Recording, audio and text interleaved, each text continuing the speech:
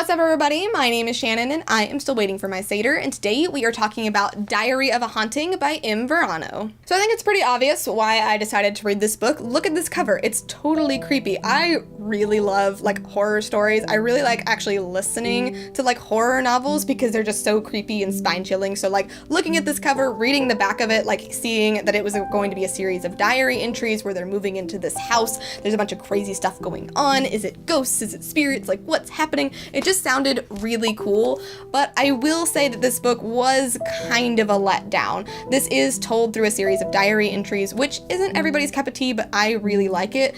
And the voice of the main character, I felt was very in tune to who it was supposed to be. She's just this teen girl moving from LA into this creepy house in Idaho, and it was just interesting to hear her take on things. But not a whole lot happens. I mean, this house is super old, it's creepy, it's got this weird history, and it could have been a morgue and a clinic and that kind of stuff. There are all these flies buzzing around the entryway. There are spiders everywhere. Things move around, things randomly appear. There's this dude that lives in their basement.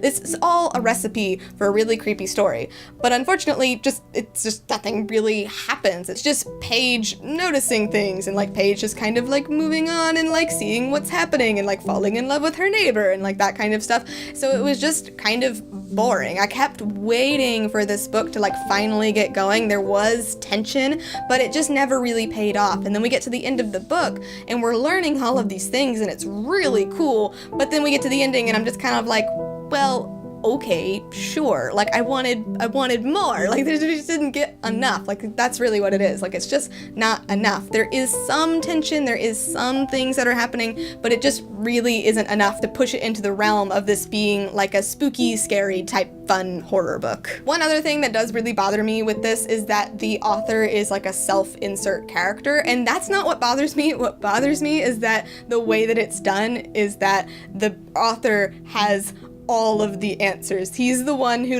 knows everything, and I'm well, okay, sure. And he just kind of appears out of nowhere, and all of a sudden the plot just took this weird direction, and I'm I don't really know how any of this works together. There's too much going on here. So overall, it's just kind of a weird book. I don't really think I would recommend this book, because if you aren't into horror, then this book is just going to be weird, and it's not going to make sense, and the spiders, trust me, are kind of too much. And if you are into horror, it's just gonna be a letdown. So I would probably say skip this book. I might read more books by this author though, because he does have more Diary of a Haunting novels, and I'd be interested to see if those ones get any better, but for this one, it's just kind of meh. But thank you guys so much for watching this video. If you liked it, be sure to hit that like button down below, and don't forget to subscribe so you can talk books with me every week. That is everything I got for today, and I will see you guys next time.